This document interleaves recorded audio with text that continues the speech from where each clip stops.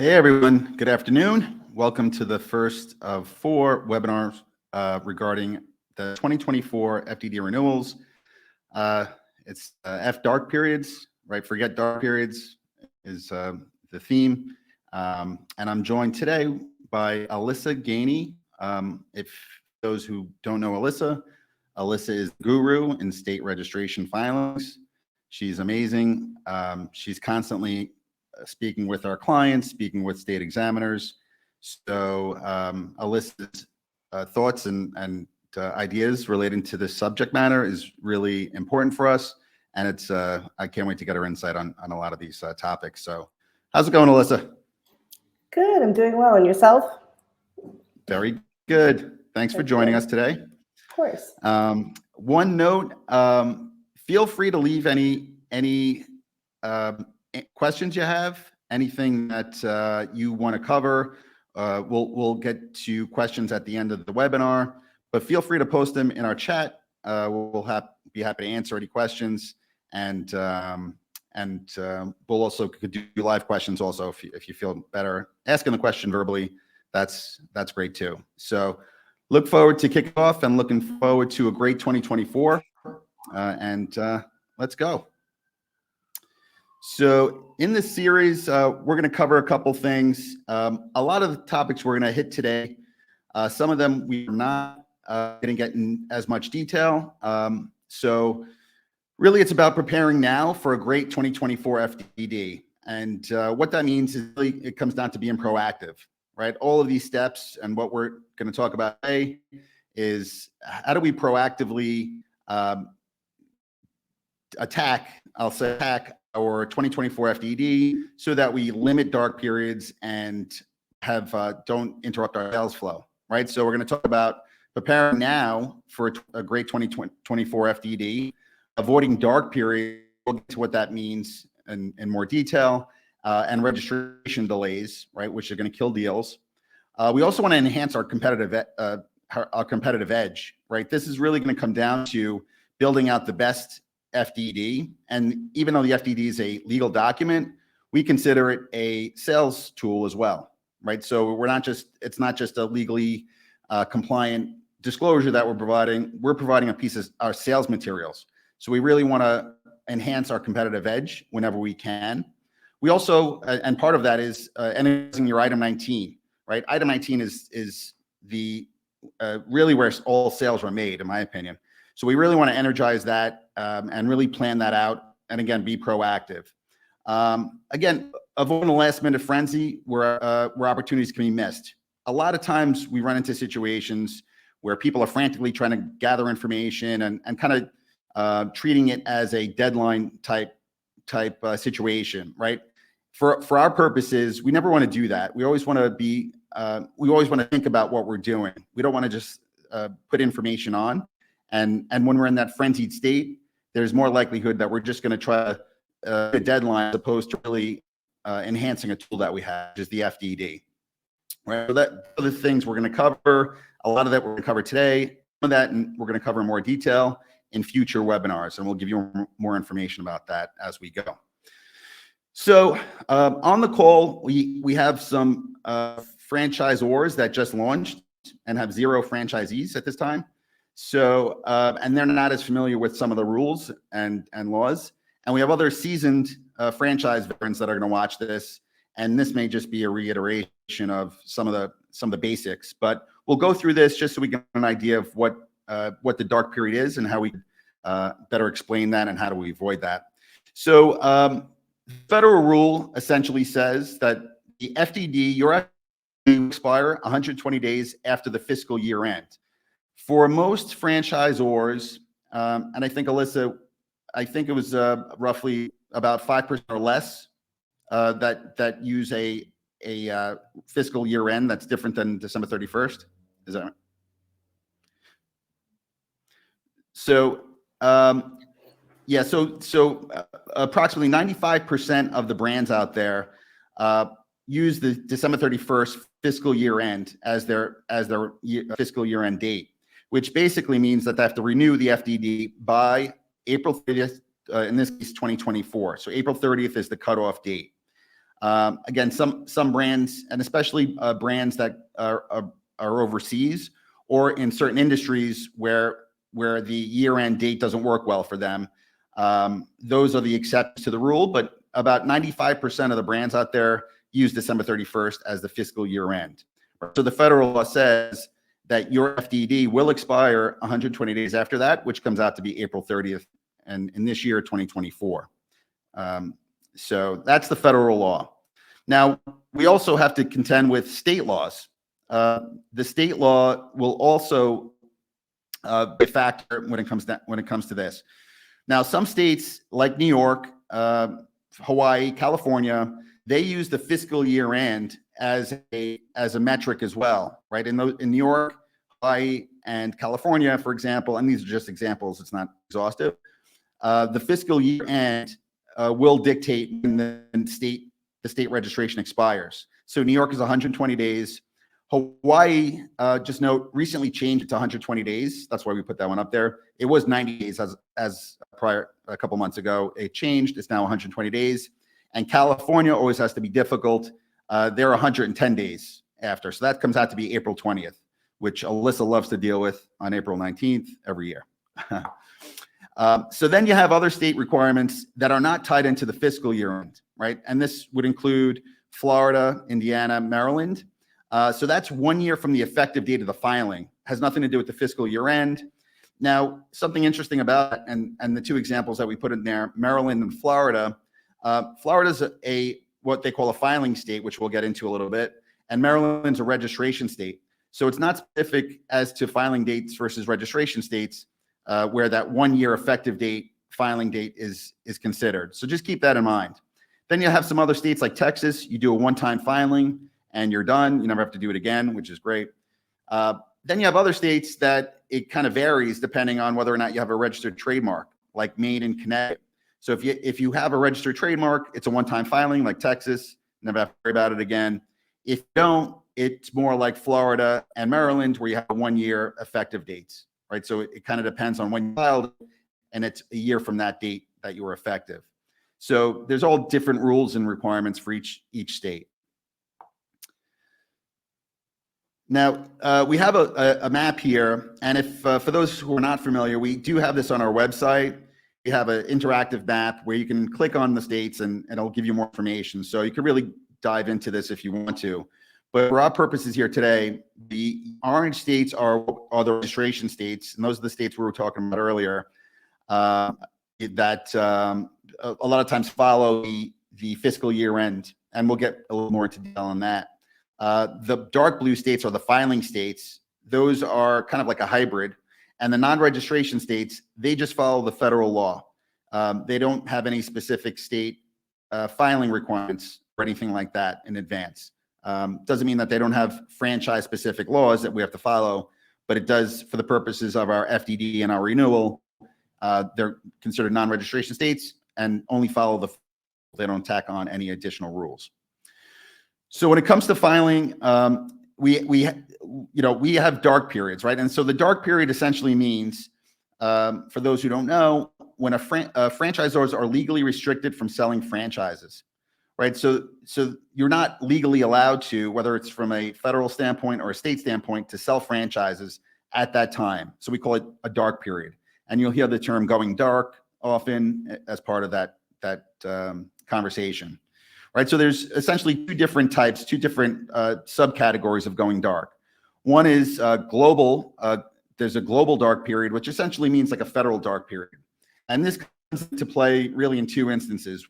One, we don't file our registration, our renewal for that April 30th date for most people, right? So basically our FDD expires, right? If we have a 2023 FDD, we have one today, 2024 on April 30th, it's going to expire. We cannot sell franchises in any state, no matter what the state says. Another that comes into play, and we'll talk about this in a little more detail, is issuing new financials. We have what's called the material change rules, and when we issue, even though we're not issuing a new FDD, sometimes we'll issue a new audit and new financials for the new year.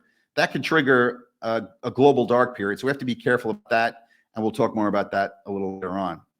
The state-specific dark periods are more common. This is something that more franchisors kind of have questions about and trip over as they're going through the process. So we'll really focus more on the state-specific dark periods. Again, so dark period means we're not allowed to sell, legally allowed to sell franchises in that state. So now we mentioned earlier that there's a few different types of states, right? So the non-registration state. So now let's assume that we have a 2023 FDD and we reissue our 2024 FDD on February 15th. Now in all of these the light blue states as we have in our map, in all of those states, we're still legally able to sell, but we have to sell all the new 2024 FDD, right? So we're basically in a similar position. We're just now working with the new FDD, the 2024 FDD. So that's pretty clear. And one thing I just want to make a point of, and this causes some confusion in the franchise industry. It's not only where a franchisee operate, it's also where they reside. And this is a big issue for a lot of people. Where, let's say, for example, we have someone's going to opt in New Jersey, which is a non-registration state. So we're fine to sell in New Jersey, but they live in New York. New York is a registration state. The day we issue that new FDD, we still have to comply with New York's laws because we have a New York resident involved. So really there's two things we have to look at: where they're going to operate and where they reside as we go through this analysis. So I just want to make sure that's clear as we go through. In addition to the non-registration states, we have filing states, right? Those are the dark blue states. So in these states, we're essentially okay, and the reason why we put mostly not dark is because we're complying with the state-specific laws. We're okay to sell in those states. So Texas, as an example, is a one-time filing. The Texas now, once we're approved on the federal level in Texas, we're okay to sell in Texas. But let's say, for example, in Florida, our 1 year expires prior to let's say we're expired in Florida, but we have a new FDD at the federal level. We still can't sell in Florida until we refile in Florida. So we have to just watch out for the state rules. Most often, we're going to be okay in that state, and it's not going to be a problem. That's why we put mostly not dark. Then we get to the registration states. So this is really where we run into a lot of issues. So now let's assume that we have a 2023 FDD. We now issue the new FDD, our 2024 FDD, on February 15th, 2024. Now, we are automatically dark in those states, in all of these orange states, until we can get their reapproval, the state's reapproval on the new 2024 FDD, right? And this is where a lot of deals are in jeopardy because sometimes it takes months to get registered back in there. So we just make sure that paying really close attention to the registration states more than the others. The others are important, but this is really where the delay is substantial, and that's really what we want to focus on.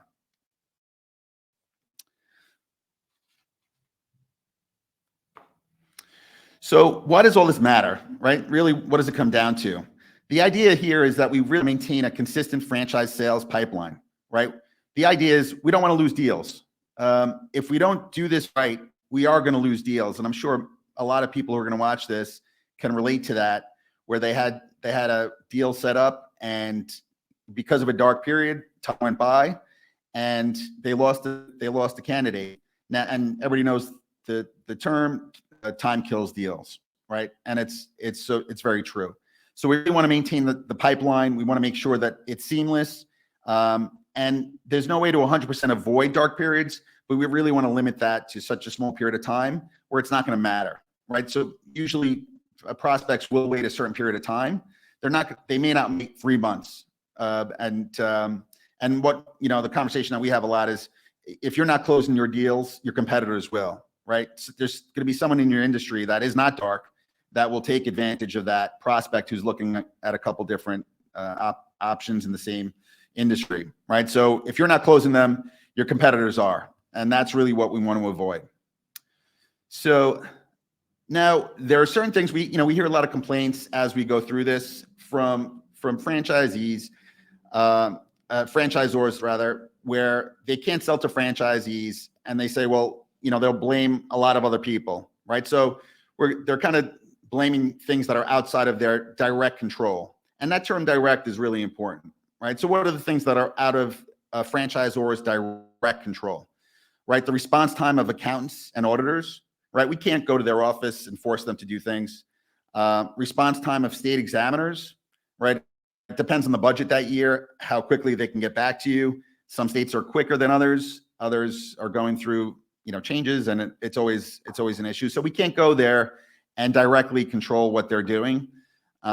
Response times to get data needed from franchisees, right? This is a big issue for a lot of brands. You can't go to your franchisee's office and spit out, information from their QuickBooks, right? It's not always that easy. So these are things that are outside of our direct control, and we don't really focus on those things. I'm not paying attention to those things. I think about the things we can do, right? I don't care about the things I can't control. What can we do, right? So the first thing that we can do is preserve your existing deals, right? And this is where really paying attention to when we issue our new FDD, in this case, the 2024 FDD, but applies year over year, depending on what year we're in, where we don't want to issue the new FDD until all our deals that can close are closed.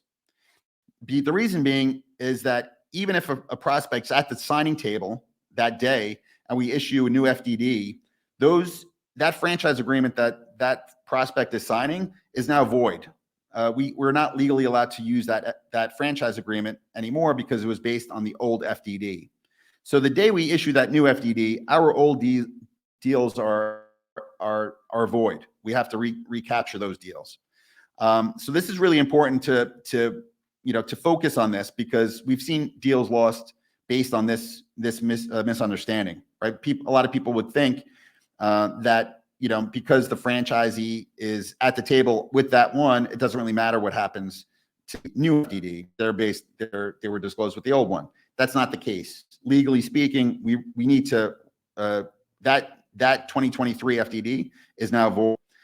A similar issue comes up where the audit, right? The audit we also have to time the audit because in certain situations, a new audit, no, if we can go back to the other slide, I'm sorry. The new audit will trigger the same as a new FDD. And the reason being is that some states and some courts will consider that a material change.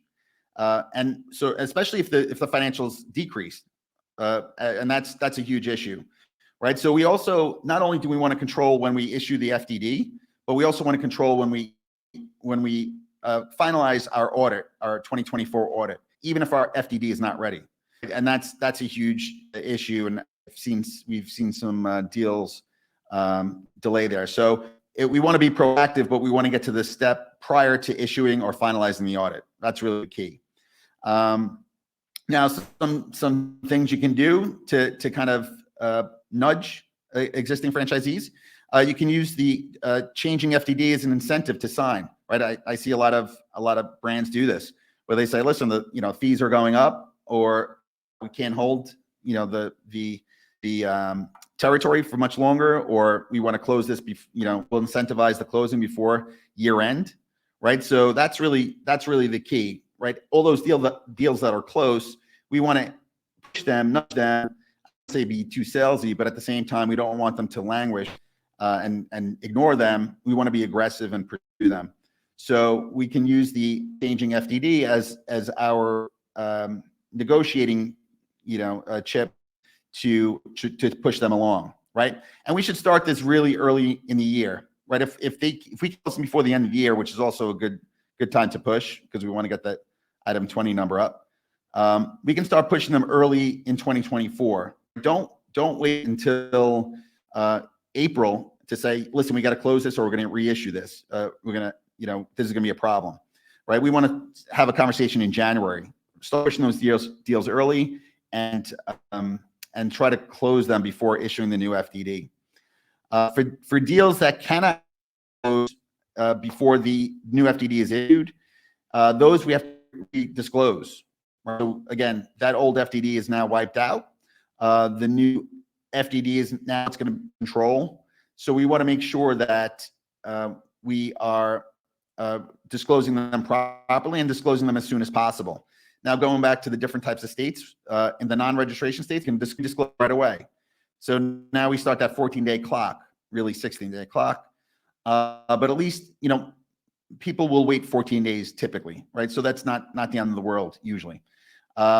Most of the filing states kind of follow the same pattern, where we have start that 14-day clock. So assuming that we're okay in that state, we're good. And then we want to redisclose as soon as possible. Now, for registration states, that could mean by the time we can't redisclose until we get approved in that state again, right? And that's really what causes the substantial delays typically. So in New York, New York's a little bit different, and there's a lot of state exceptions that we'll go through. It's actually part of a separate webinar. But let's use California as an example. If we're in California, we have a California prospect, we issue a new 2024 FDD. We can't redisclose that California prospect until we're approved in California, and that can take months, and we could lose the deal, right? So really focus on preserving your existing deals. That's number one. That's, everybody works really hard to get these deals through. The odds of getting it to close, not great, right? But by the time you take all the leads and distill all that information, it's very expensive, very time consuming. So we don't want something like this to blow the deal, right? And we really have to treat that as gold. That's really gold.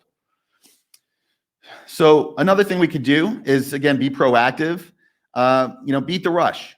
So the sooner we can submit the renewal, the quicker the response and the shorter the dark period, right? We don't have data on this, but we're actually going to record that this year to see the differences when we file in January and February versus March and April, and see how quickly the response time is and the approval process is. So this is something we're going to work on this year. I'll report to everybody who's interested what those findings are, but we know it just because we deal with it every day. Alyssa knows it. She deals with it on a daily basis. There's no question about it. And we have a few brands that are really proactive. I actually told them we're going to bring them on next year. One of them who files the first week in January, then goes on vacation. By the time they get back, they're approved in pretty much all the states. So really, that's really where we want to be, and don't want to really rush it at that time, right? Like we spoke about earlier, 95% of the brands use April 30th as the renew by date, which essentially means that most brands submit in March and April, right? I don't know what the percentages are, but it's substantial, right? People wait until March and April to file their renewal. And that's really where we run into a problem. So internally, we discuss our filing deadline and what we want to convey to our clients and everybody really in the franchise industry, really to get this, to get everybody selling, as a proponent of the franchise world. We really want to set a deadline of February 14th. That's Valentine's Day.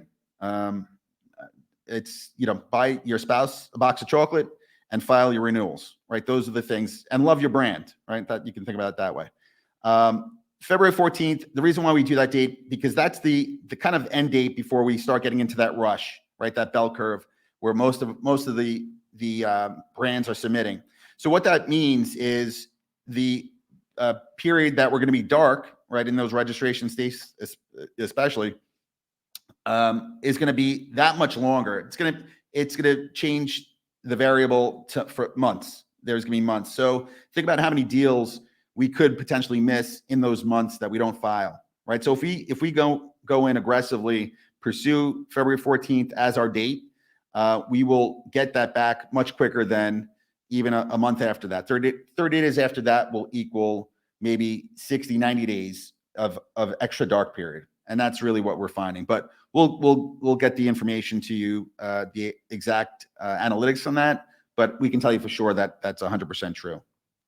One thing to note, there are certain industries that have trouble meeting this deadline, if you're 90% of your business is in December, and you have trouble capturing, getting those financials together and doing those things, you may want to consider changing the fiscal year end, right? And now that changes, you're not involved with this rush, right? This is rush hour for franchise renewals, so you can change the time, right? Where that that deadline will now change.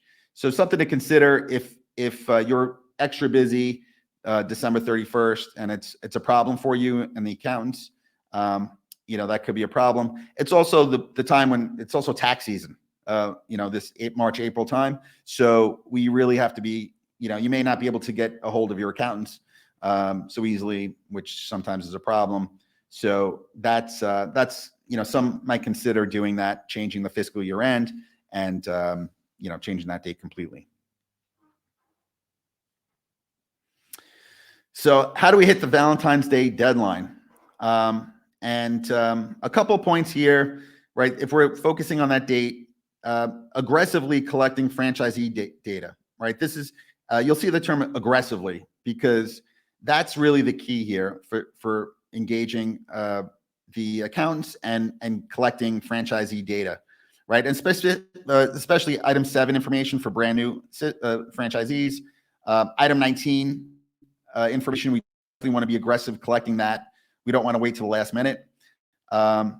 This is really important. Now, this is something also going to be part of a different webinar, item 19 information, collecting data. But this actually may mean changing the culture of the system, right? We have some brands that really do a great job of that culture where you're not only discussing that it's a lot of franchisees see it as an obligation that only benefits the franchisor.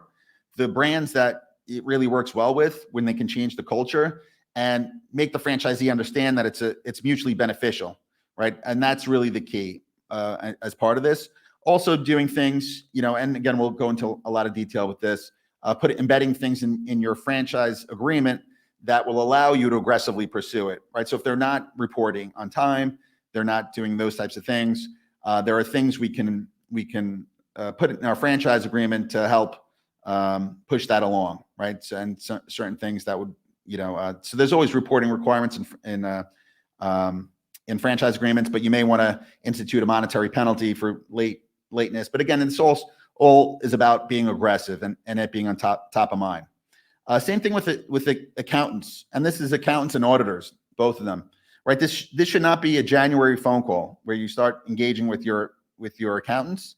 This should be a periodic, a constant situation where you're in constant contact, discussing this, getting that audit ready, doing those types of things, collecting information on rebates, collecting information on marketing funds, all right, anything that requires money. You should be engaged with your bookkeepers, accountants, auditors, and aggressively pursuing that, because if you're not paying attention to it, they're not paying attention to it either.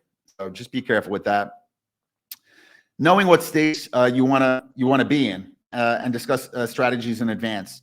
A lot of times we'll issue the FDD, have it ready, and now we're discussing state strategies after the fact, right? Which is pushing it along, and delaying the dark period. Along with this is the financial assurance. Again, this is a whole separate topic, but I want to cover some points here.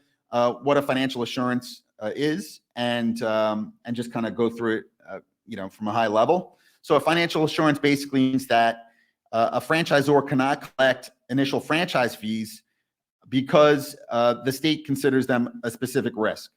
Alyssa, what are some of the factors that that state would look at as far as like the risk level?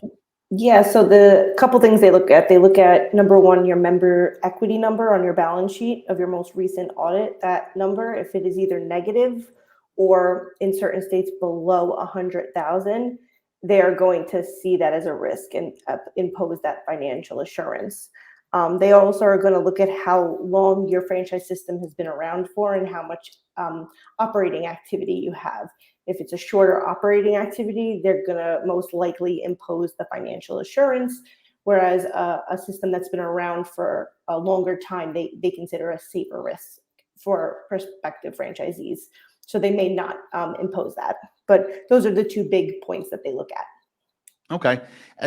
And is there, and we get this question all the time, is there a specific amount that we can deposit, or is there a period of time that the state will look at and say, reach those benchmarks? Yeah, so it does vary based on the state. Just as a quick example, I know Virginia just wants to see a positive number on the balance sheet. So for them, it could be $100, and then they won't impose that. Whereas Illinois wants to see 100,000 on the balance sheet. So it really varies, even to year over year. A state like Washington will want to see 3 years of positive equity in a row before they remove the financial assurance. So every state kind of has its different requirements. So I don't want to say that there's an exact number, but it's usually over 100,000. I like to say is the minimum threshold to cover your bases in most states. Awesome. And this is really where the state planning comes into play, right? This is kind of the things that we want to talk about with our clients well in advance in 2023 of 2024. There are things that you can do to alleviate some of those financial assurance risks, right? So what are some of those things that a franchisor can do in advance in order to help prevent a financial assurance issue? Yeah, so for most states, there's 3 options you can take. One of the more popular ones is a fee deferral, which is where you accept not collecting that fee, and that gets you your approval, but you are not collecting the fee.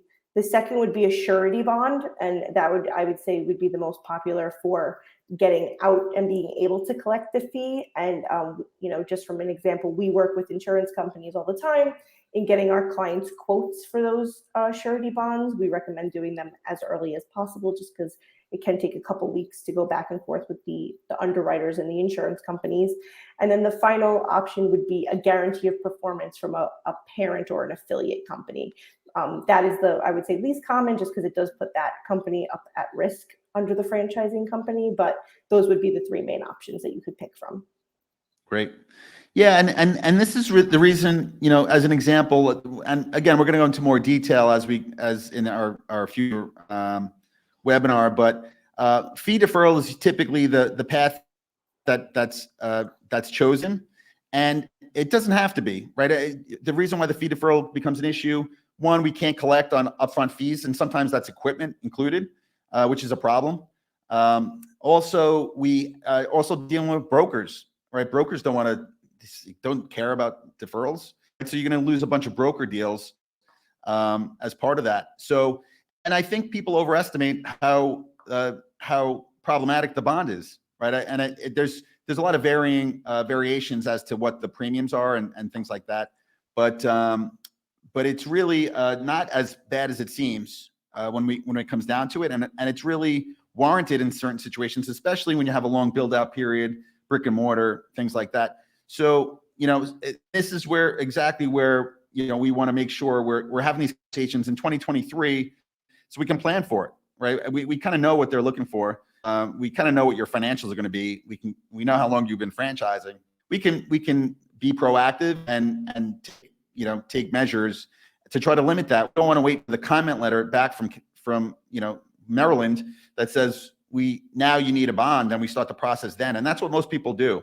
And that's just being proactive and thinking about these things in advance is really the key to doing all this, right? So we can control a lot of these things, but there's a lot we can control. Another thing, and I think most people that are going to listen to this have a franchise attorney, but for those who don't, you really should have one. There's a lot of good franchise attorneys out there, and franchisor specific attorneys, I should say, that are constantly dealing with examiners on a daily basis. Not only that, we know what Washington's going to say and bring up, before we get any comments back from them, because we deal with them on a regular basis. So you want a franchise attorney that deals with it on a regular basis and understands in advance what the process is. So for those who don't have a franchise attorney, get a franchise attorney, franchisor specific attorney. Finally, just understand what needs to be updated. Year over year, there are certain things that you can just compile information on where you don't want to, sometimes our clients get hung up on some of these things that are really easy to capture and really help facilitate the process, right? Affiliate location changes, litigation of bankruptcy, right? So if we're not sure if there's a litigated matter, you're not sure if it qualifies for item 3, let's have the conversation now in advance, so we don't have to have the conversation later on. Changes in fees, financial information, as we discussed from your accountant, status of company and franchise-owned outlets, right? So you're, as an example, your franchise attorney is going to know how many franchise agreements were signed. Probably, we keep track of our clients, but we don't know which ones opened, and that's really what gets recorded in the operating units. So we don't know how many closed, right? We know how many termination agreements we did and things like that, but there may be closures, there may be things like that. So let's, capture that information. Same thing with the list of franchisees who are in the system and left the system, right? We need to gather that information. So these are general things, should be done on a regular basis, and it shouldn't delay us issuing our new FDD. So best practices, again, we be proactive. That's really the key. Model out your 2024 item 19 now, including enhanced KPIs. So one of the things that we like to do with our clients, we really want to get a handle on and be creative with item 19s, right? So if we're in a rush state and we're just kind of trying to compile information, we never get that opportunity to do that. But in a lot of instances, we'll be able to really, again, the FDD to be a sales tool for you. We want it to be the most compelling and the most cutting edge. We want to be able to answer every question a prospective franchisee has regarding financial information. So this is really key. We want to do this as much in advance as possible. Maybe last year you just showed gross sales. Maybe this year we want to show gross sales, food costs, and labor costs. Even if we can't capture the expenses completely and have those conversations, we'll do the best we can. And then we want to be proactively pursuing 2025's item 19. So we have the best in industry item 19 out there, which is going to be your edge when it's down to it. Evaluate your data collecting practices. Are you collecting the data for a better 2024 item 19? I think this kind of reverts back to the culture and to legal, I don't want to say threats, but you want to have you'll be able to capture that information as quickly and easily as possible. In certain circumstances, we can log into our franchisees' books. Some brands don't like to do that, others, right? So it varies depending on how aggressive you want to be. But we really want to focus on that because we want that best in class item 19, right? We really want to focus on that in 2024 and beyond. All right, so we really that's a huge focus. Evaluate the competitive positioning of your franchise offering, franchise fees, territory structure, item 19. Do changes need to be made, right? I read a lot of books about existing franchise system. I deal with a lot of franchisors. Really, and the ones that are successful are constantly evaluating their competitors' FDDs and fees and territory structures and item 19s, right? You really want to have that conversation with a prospect because they're probably looking at 3 other concepts that are similar, right? And what makes you different?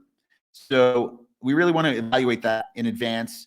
We don't want to, and we want to really take advantage of that, not just submit an item 19. That's boilerplate and just has gross sales in it. So we really want to think about it. Anticipate financial assurance requirements. Start working on your bonds, right? We just spoke about that. That's something we could do in advance. It's an easy step that we can at least have a conversation about if we're in that realm, right? Some brands don't have to worry about it. They've been around for a while and have plenty of money in the bank. They're fine. For those that are not in that position, you don't want to deal in Maryland. You don't want to, in Virginia. So we really have to pay attention to it. Find out more about it. We have plenty of information on our website about this issue as well, where it breaks down each state, what they require.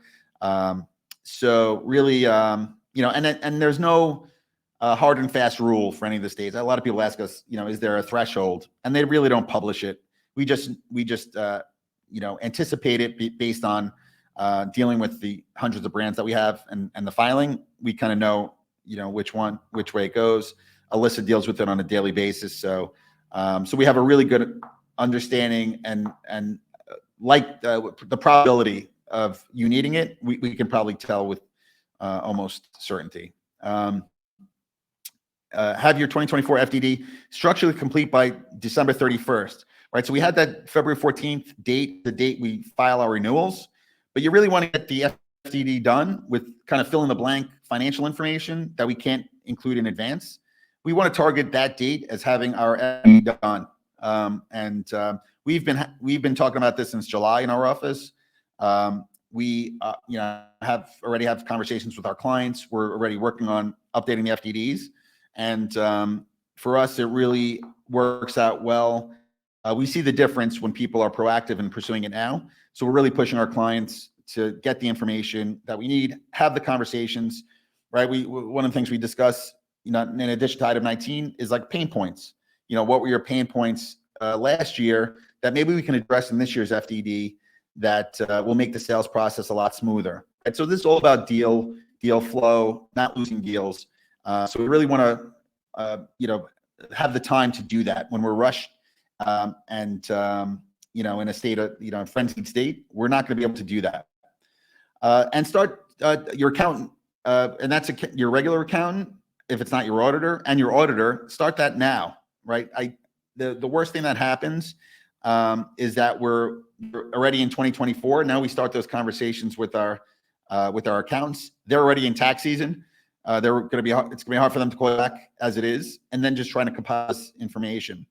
And one thing that I always kind of think about the difference, and I think just as far as the thought process goes, a lot of brands, and I've had this said to me before, they think about filing the renewal as a tax filing, right? So as long as I get it in before April 15th, I'm good. And that's not the case with franchises. There is a difference. As far as the IRS goes, there's no difference. If it's January 1 or April 15th, it doesn't matter. In here, it does matter. So we don't want to treat it as if that's a deadline filing date. April 30th, we use that date a lot. That's not a date that we want to use as our focus, right? And that's really the idea about the February 14th date, about the December 31st date. We don't want to use those dates. We want to use those dates. Those are the dates we want to focus on, not the April 30th, which most brands do. So by that time, we're now our dark periods are months and months, right? And it's a huge problem. So really want to avoid that. So that's our first of 4 webinars.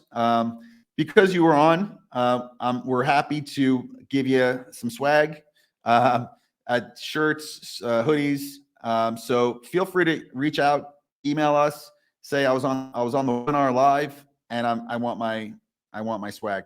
So and we'll send it over to you. Just give us an address and a shirt size, which Melissa is going to ask for. And we'll be happy to send it over. And I appreciate everybody being on. Any questions? I know there were some questions going back and forth in the chat, but any questions that anyone wants to let us know about or has? Yeah, the shirt, I think Ron asked about the surety bond cost. Yeah, it really just varies. For our clients, I have an application with an insurance company that we work with. I have them fill it out, usually the same day it comes back. I would say on it, like the $250,000 surety bonds, that's, for maybe 5, depending on your initial franchise fee, 5 franchises in a state is about a $2,000 annual premium. It's paid up front, and then that bond would be good for the full year. But it really just depends on, they would do like a soft pull on your credit and look at the operating history of the franchising company. But we always get quotes before we move forward with anything. So if you weren't comfortable with the pricing, we could always get, different quotes from different underwriters and things like that. And it also depends on the number of deals, right, Alyssa? Where like the proposed deals, right? So if you anticipate closing 5, right? Yeah, surety bonds are interesting because it's your full item 5 amount, whatever is payable to the franchisor and its affiliates. So that's your franchise fee plus, for some brands, any equipment pricing, which can get a little dicey on the price of the bond and the size. It's that times the amount of locations you anticipate opening, and that's how we determine the bond size. But and that's kind of, so that it can vary. If you plan on opening 2, you can just get a bond for 2 locations, and then if decide to opening more, you can always increase the size of that bond at a later time. Really just depends on how many locations you anticipate on opening in that state. Great. Thanks, Alyssa. And we will have a totally separate, our next webinar is going to focus on financial assurance and ways to get through, things, issues about it and questions. So it is an issue that comes up a lot for us. So we want to anticipate that. We want to make sure that's a real focus for us now, so we don't run into the issue later on for those that are in that situation. Looks like Mitch sent in a question. The material change impact on audited financials. So I was working on item 19 strategy and the audited financials came in. Am I forced to register the FDD even if I'm not done with the strategy? So I think the working on the item 19 strategy when the audited financials came in. So they're usually they're 2 separate things, right? So the audit is going to really focus on more of the franchisor revenue versus the item 19 is going to be more about the company-owned locations and the franchise outlet information. So usually this comes into play, that material change issue comes into play when, for example, the audit comes through, and there's no hard and fast rule if that's a material change. Our assumption is that it is when we're working with this, because that definitely gives some inroads to a plaintiff's attorney, where they can say, well, that was a material change, especially if the financials go down, right? If you're making more money, the defense to that would be, well, I made more money. It was a material change, but it was positive, so it didn't really impact you. If it's negative, that's really where a situation where we run into an issue. In a perfect world, though, we'd like to avoid that altogether, right? We'd rather just have constant communication with your attorneys and your accountants as far as when things are released, and making sure all the deals are done before any of those things are released, right? The audit or the FDD, and just kind of making sure we're good with those deals. Any deal that can close, we want to close before we issue anything else, right? And have that impact there. So it's same thing even with an item 19. If we change the strategy on an item 19, if we reissue an item 19, that would be material, right? And that would trigger, even if it was during the year, a change in item 19 would trigger a material change.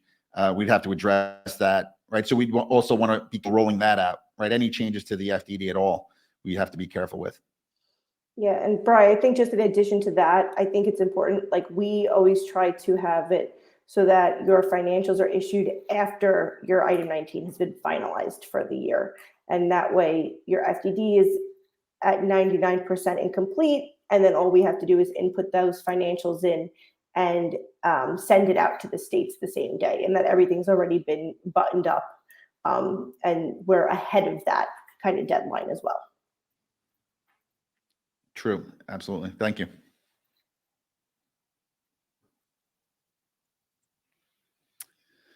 All right. If there's no other questions, if you do have questions, feel free to reach out to us anytime, so it doesn't have to be on this particular webinar. Also, the next webinar is scheduled for November 13th. So this one's important. Timing audited financials and financial assurance issues, right? This is bring your own accountant, right? So we encourage our clients, we encourage anyone who's going to be joining to bring their accountant, BYOA. Sounds like the most boringest party in history. Bring your own accountant, but it's going to be important because we really want to make sure they understand the importance of doing this timely and the impact they have. Sometimes they don't know, right? Some of the franchise accountants, they know, they do this all the time, but a lot of the CPAs we work with are not really well versed in franchising sometimes, and they don't really understand how important this is to get this done, right? So this is November 13th. We're being aggressive. getting the auditors, getting your accounts on, and making sure that that we approach this in an aggressive way to get that. So there's no delay. We can file, limit dark periods, grow the systems, win at franchising. Thanks, everyone. Appreciate your time. See you on November 13th.